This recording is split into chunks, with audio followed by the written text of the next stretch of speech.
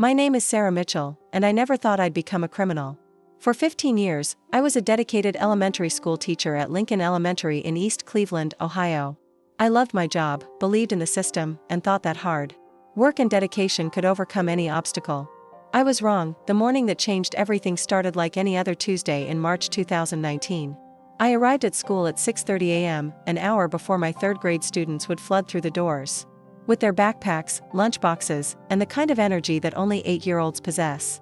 But as I walked through the hallways of Lincoln Elementary, I couldn't ignore what I saw every day: peeling paint, broken windows covered with cardboard, outdated textbooks held together with duct tape, and a heating system that worked sporadically. At best, Lincoln Elementary served one of the poorest neighborhoods in Cleveland.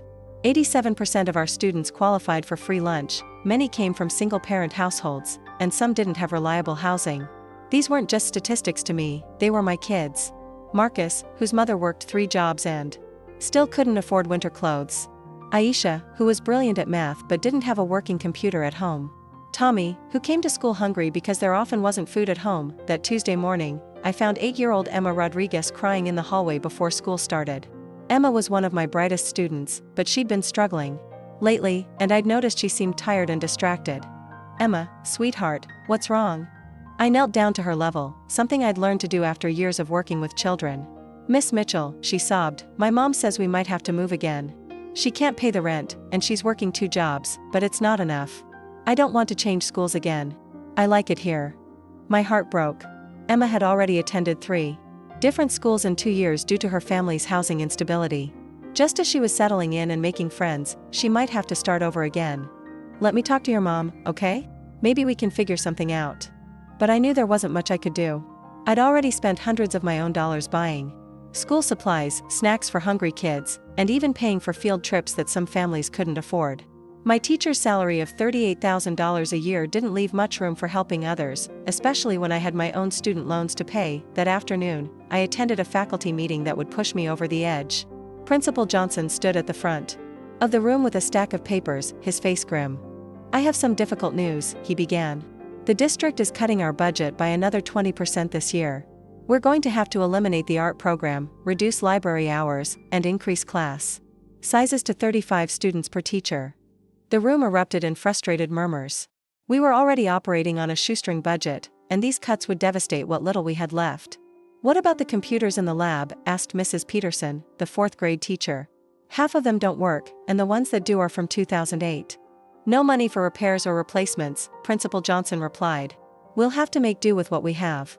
"The roof in my classroom leaks when it rains," said Mr. Garcia. "My students have to move their desks to avoid getting wet.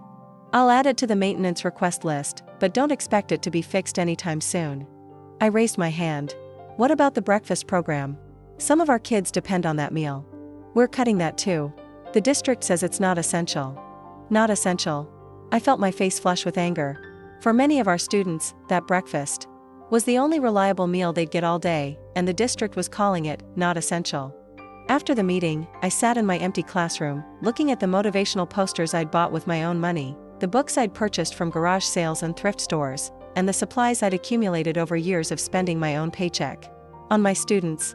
I thought about Emma, about Marcus, about all the kids who deserved better than what our underfunded system could provide. That's when I remembered the conversation I'd overheard in the main office the week before. I'd been dropping off attendance sheets when I heard Superintendent Williams talking to someone on the phone about the district's emergency fund, a special account that supposedly contained money for unexpected expenses and critical needs.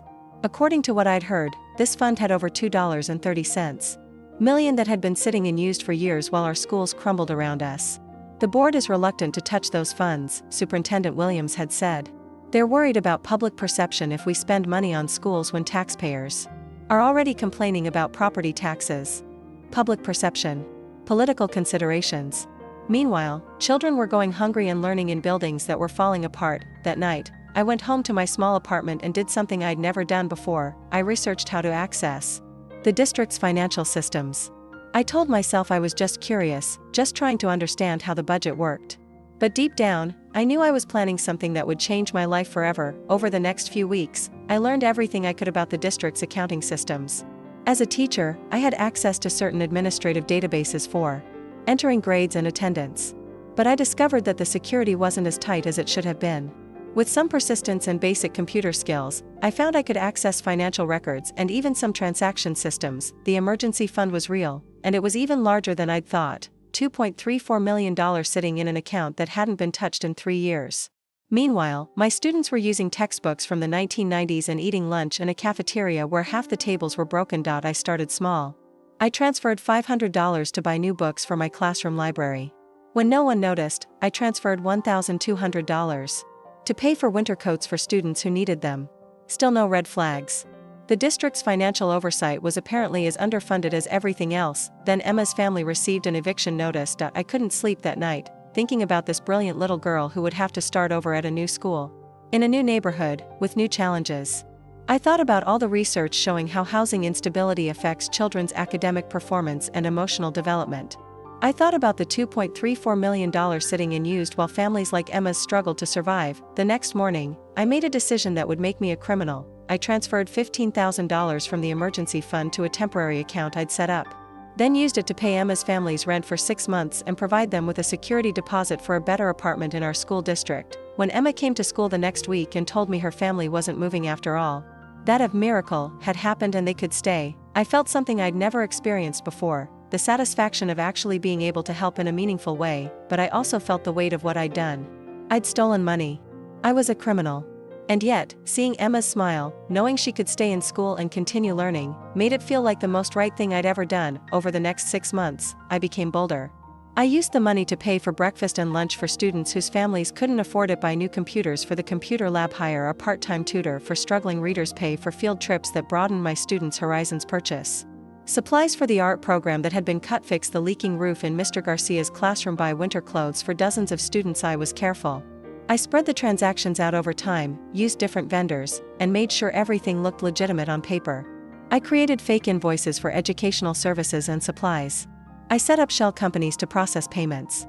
I became an expert at financial fraud, all in service of giving my students what they deserved. The results were remarkable. Test scores in my class improved dramatically. Attendance increased. Students who had been struggling began to thrive.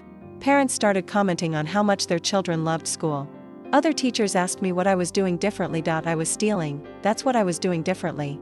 And it was working. For 8 months, I managed to redirect nearly $400,000 from the emergency fund to programs and services that directly benefited students.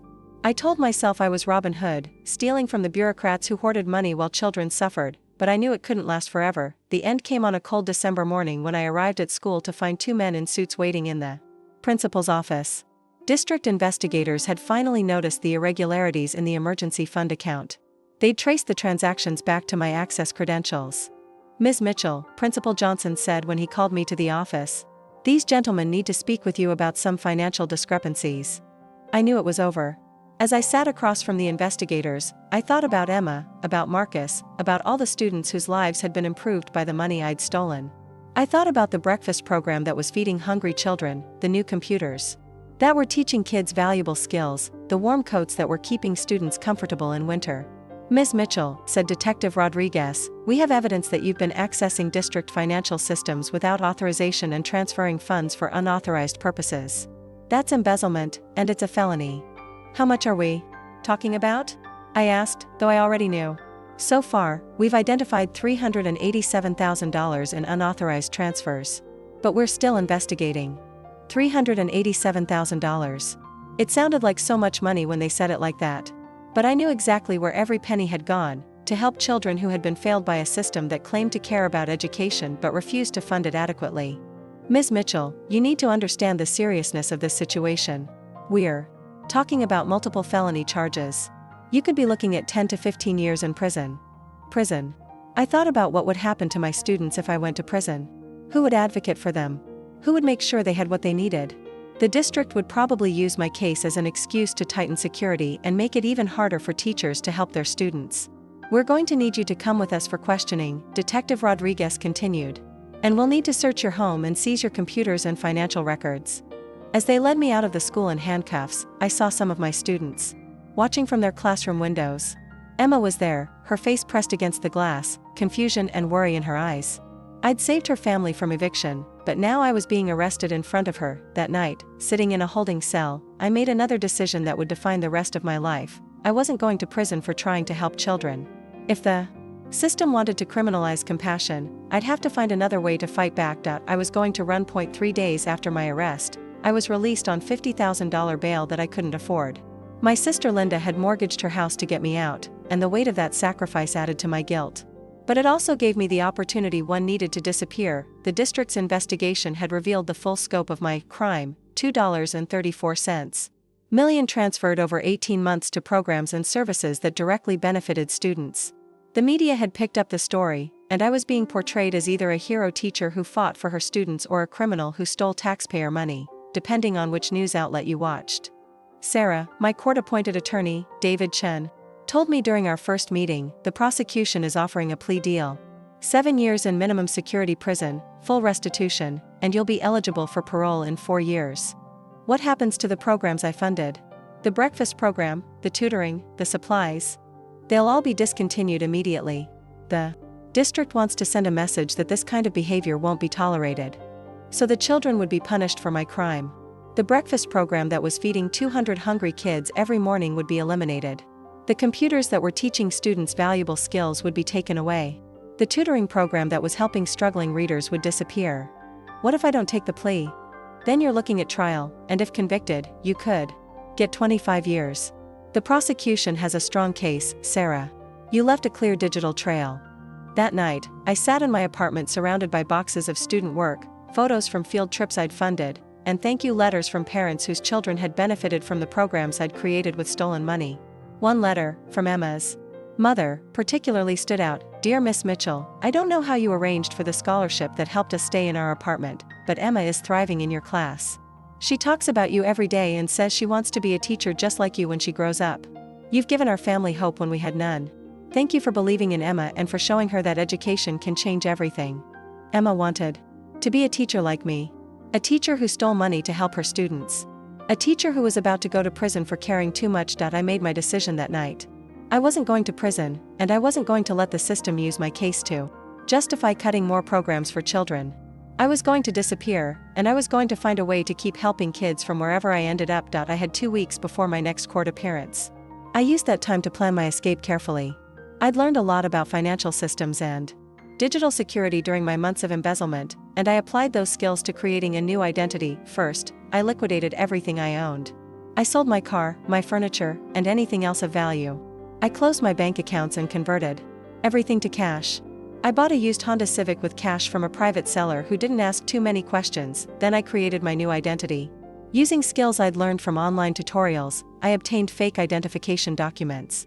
I became Jessica Walsh, a 34-year-old freelance educational consultant from Portland, Oregon.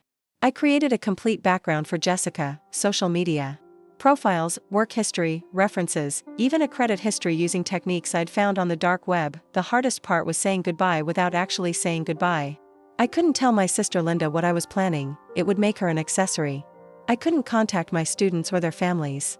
I had to disappear completely, leaving behind everyone and everything I'd ever cared about. On the morning I was supposed to appear in court, I was already 500 miles away, driving west on Interstate 80 with $47,000 in cash, a new identity, and no plan beyond staying free. My first stop was Denver, Colorado.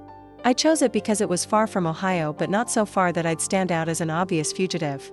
I rented a small apartment under my new name and began the process of building Jessica Walsh's life. The irony wasn't lost on me, I was a fugitive from justice, but I'd never felt more free. For the first time in my adult life, I wasn't constrained by bureaucracy, budget limitations, or administrators who cared more about politics than children. I could help kids directly, without having to steal money or navigate corrupt systems. I started tutoring students whose families couldn't afford traditional educational support. I advertised my services as Jessica Walsh, Educational Consultant, and charged sliding scale fees based on what families could afford. For families with no money, I worked for free. My first student was Miguel Santos, a 10-year-old whose parents had immigrated from Mexico and were struggling to help him with homework they couldn't understand. Miguel was brilliant but falling behind because of language barriers and lack of support at home. Miss Jessica, Miguel's mother, Carmen, told me in broken English, "Miguel is a smart boy, but school is hard for him. We want help, but we don't have much money." "Don't worry about the money," I told her. Let's focus on helping Miguel succeed. Working with Miguel reminded me why I'd become a teacher in the first place. Watching his face light up when he finally understood a math concept, seeing his confidence grow as his reading improved, knowing that I was making a real difference in his life, this was what education was supposed to be about. Word spread quickly in Denver's immigrant community about the educational consultant who charged what families could afford and genuinely cared about helping children succeed. Within 3 months, I was working with 15 students, and their academic improvements were remarkable, but I couldn't stay in Denver. Every few months, I saw news stories about the ongoing search for Sarah Mitchell, the fugitive teacher who'd stolen millions to help students. The FBI had added me to their wanted list, and there was a $25,000 reward for information leading to my capture. I moved to Phoenix, then to Portland, then to Austin. In each city, I established myself as Jessica Walsh, educational consultant. I helped struggling students, trained parents to support their children's learning, and even worked with some schools as a contractor to develop programs for at-risk students. The work was fulfilling, but the constant fear of discovery was exhausting. I couldn't form lasting relationships because I was always ready to run. I couldn't use my real credentials or references because they would lead investigators straight to me. I was helping children, but I was doing it as a ghost, a person who didn't officially exist. In Austin, I made a mistake that almost ended my freedom. I was working with a student named David Kim, a brilliant 12-year-old whose family had fled North Korea. David reminded me so much of my former students that I let my guard down and shared too many details about my teaching experience. David's father, Dr. Kim, was a professor at the University of Texas who had connections throughout the education world. During one of our sessions, he mentioned that my teaching methods reminded him of a case he'd read about involving a teacher in Ohio who'd stolen money to help her students. It's a fascinating case, Dr. Kim said. This teacher, Sarah Mitchell, embezzled over $2 million, but she used every penny to help children. Some people think she's a criminal, others think she's a hero. She disappeared before her trial and is still on the run. My blood ran cold. What do you think? I asked, trying to keep my voice steady. I think she understood something that most people don't. Sometimes you have to break unjust laws to do what's right. But I also think she made a mistake by running. She could have used her trial to expose the problems in our education system. That night, I packed my few belongings and left Austin. Dr. Kim hadn't recognized me, but his comments made me realize how close I was to being discovered. I'd been Jessica Walsh for almost 2 years, but Sarah Mitchell was still out there, still wanted, still a fugitive. I drove to New Mexico and settled in a small town called Las Cruces, near the Mexican border. It seemed like a good place to disappear, close enough to Mexico that I could cross the border if necessary, but far enough from major cities that I was less likely to be recognized. In Las Cruces, I continued my work as an educational consultant. But I also began planning for a more permanent solution to my situation. I couldn't run forever, and I couldn't keep living as someone I wasn't. I needed to find a way to clear my name or at least tell my side of the story. That's when I met Maria Gonzalez, a local journalist who was investigating education funding issues in New Mexico. Maria was passionate about social justice and had written extensively about how budget cuts were affecting students in low-income communities. During one of our conversations about education policy, I found myself sharing more than I should have about the problems I'd seen in underfunded schools. Maria was intrigued by my insights and asked if I'd be willing to be interviewed for an article she was writing. "You seem to have a lot of experience with these issues," she said. "Have you worked in public schools?" "Yes," I said carefully. "I've seen firsthand how budget cuts affect students." "Would you be willing to go on the record? I think your perspective could really help people understand what's happening in our schools." Going on the record would mean exposing myself, but it would also mean having a platform to tell my story. For 2 years, I'd been helping children one at a time, but maybe it was time to think bigger. Maybe it was time to stop running and start fighting back. "Let me think about it," I told Maria. That night, I made another decision that would change my life. I was going to tell my story. Not as Jessica Walsh, educational consultant, but as Sarah Mitchell, the teacher who'd stolen $2.34 million to save her students and then disappeared rather than let the system silence her. I was going to stop running and start fighting for the children who deserved better than what our broken education system could provide. Even if it meant going to prison, even if it meant losing everything, I was going to make sure people understood why I'd done what I'd done. The fugitive was about to become an activist. After 2.5 years on the run, I was tired of being Jessica Walsh. I was tired of looking over my shoulder, tired of moving every few months, tired of living a lie. Most of all, I was tired of helping children one at a time when I knew the system that had failed them was still failing thousands of others. Maria Gonzalez's offer to interview me had planted a seed that grew into a plan. Instead of continuing to hide, I would use my story to expose the problems in our education system. I would turn my fugitive status into a platform for change, but first, I needed to do something I'd been avoiding for over 2 years. I needed to find out what had happened to my students after I disappeared, using public records and social media. I researched Lincoln Elementary and the students I'd left behind. What I found broke my heart and strengthened my resolve. Emma Rodriguez, the brilliant little girl whose family I'd saved from eviction, had been forced to move anyway when her mother lost one of her jobs. She was now attending her 5th different school in 4 years.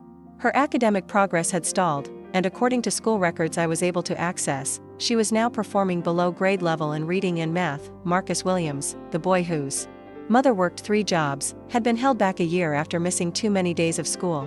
The breakfast program I'd funded had been discontinued immediately after my arrest, and Marcus was often too hungry to concentrate in class. The computer lab I'd equipped with new machines had been shut down due to budget constraints.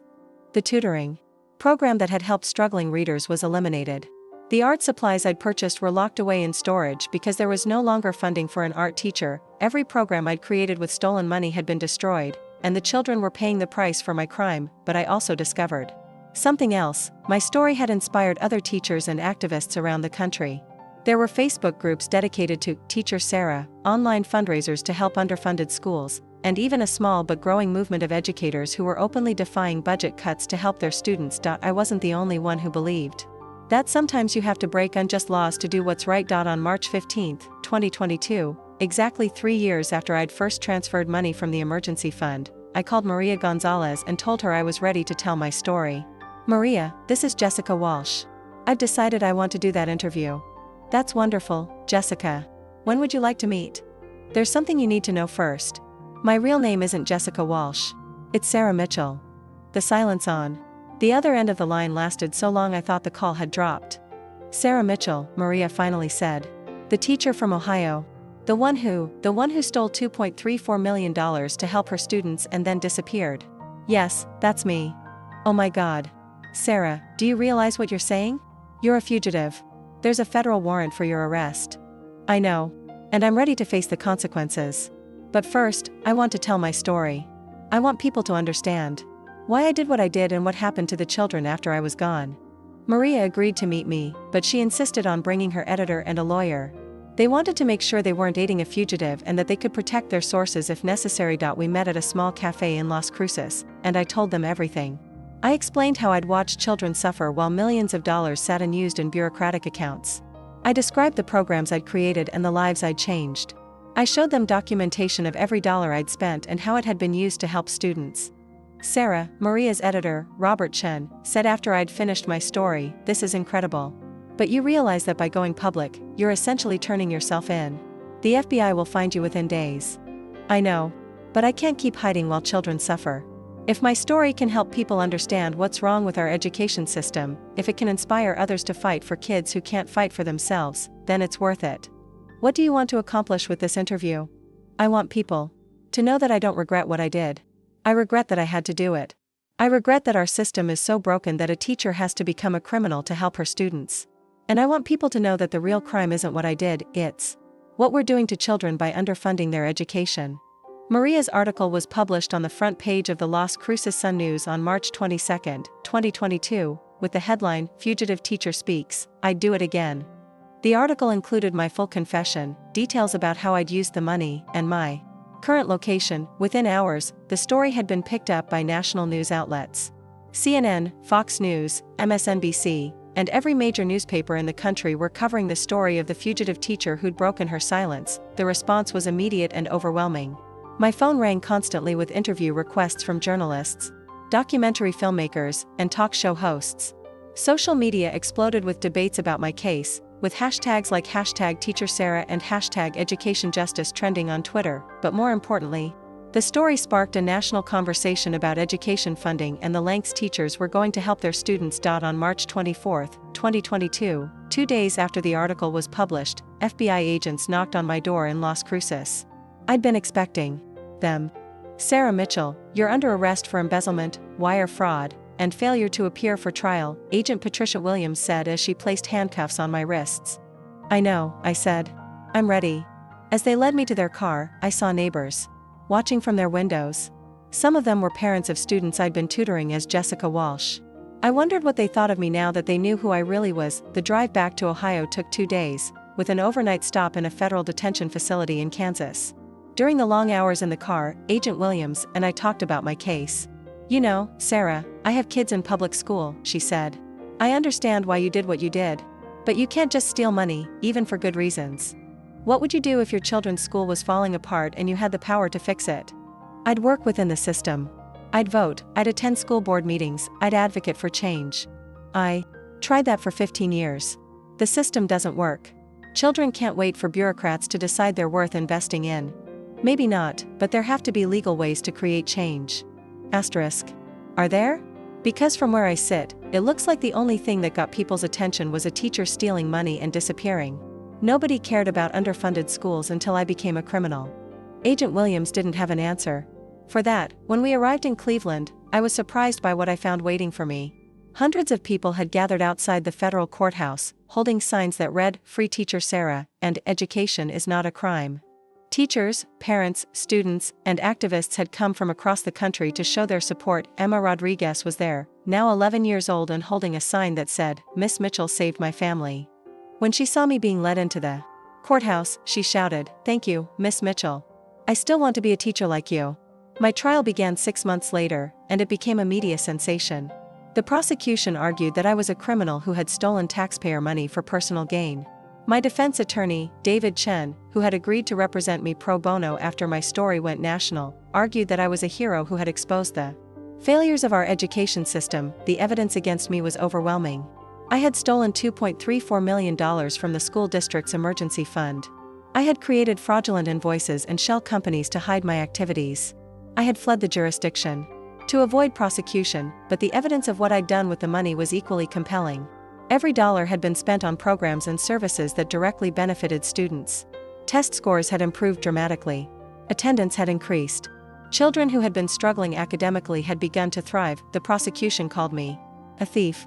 The defense called me a whistleblower. During my testimony, I explained my actions and my motivations. I became a teacher because I believed education could change lives.